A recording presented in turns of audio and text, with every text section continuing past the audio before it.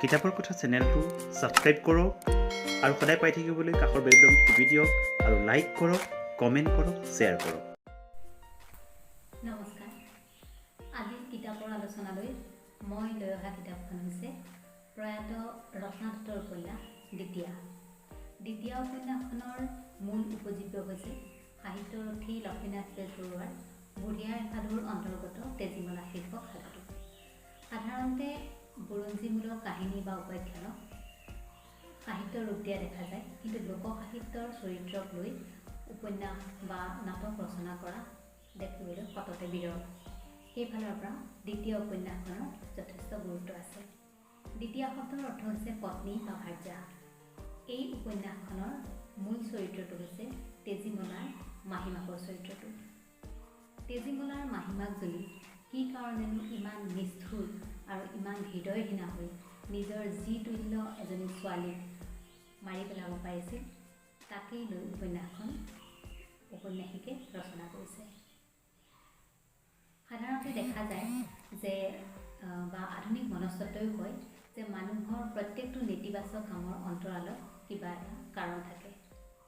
মানুহৰ যেতিয়া ইচ্ছাক পদে পদে অৱদমিত কৰা হয় বা প্ৰাপ্য অধিকাৰৰ পৰা বঞ্চিত হয়, তেতিয়াই মানুহৰ মনত জন্ম হয় ক্ষোভ, হতাশা, আৰু ইয়াৰ বাহ্যিক প্ৰকাশ ঘটে তেওঁৰ কামৰ মাজেৰে। তেজীমলা উপন্যাসখনতো সেই মাহীমাকৰ চৰিত্ৰটোৰ অন্তৰালত এনেকুৱা কিছুমান অপ্ৰাপ্তিৰ যন্ত্ৰণা লেখিকাই আলোচনা কৰিছে বা লেখিকাই পাঠকৰ আগত দাঙি ধৰিছে, যিয়ে পাঠকক চৰিত্ৰটোৰ প্ৰতি সহানুভূতিৰে মন ভৰাই তুলিব। ইয়াত আছে সাউদৰ চৰিত্ৰ আৰু তেজীমলাৰ চৰিত্ৰটো, অৰ্থাৎ মাত্ৰ তিনিটা চৰিত্ৰৰ কাৰ্যকলাপৰ মাজেৰেই উপন্যাসখন আগবাঢ়িছে আৰু পৰিণতিৰ ফাললৈ গতি কৰিছে। উপন্যাসখনৰ সাহিত্যিক মূল্য যথেষ্ট বেছি, কাৰণ এইখন পঢ়িলে আমি সেই সময়ৰ অসমীয়া সমাজৰ ৰীতি নীতি, আচাৰ ব্যৱহাৰ, চিন্তা চৰ্চা বা নাৰীৰ জীৱন এই বিষয়ে আমি গম পাওঁ। নাৰী মনস্তত্বৰ এক বিশেষ দিশ উন্মোচন কৰি লেখিকাই উপন্যাসৰ ৰূপ দিছে। এই চমু আলোচনাটিৰ পৰা আশা কৰোঁ আপোনালোকে উপন্যাসখন সম্পৰ্কে এটা সম্যক ধাৰণা কৰিব পাৰিছে। এইখন প্ৰকাশ কৰিছে অভিপ্ৰৱ প্ৰকাশনে আৰু উপন্যাসখনৰ দাম মাত্ৰ 40 টকা।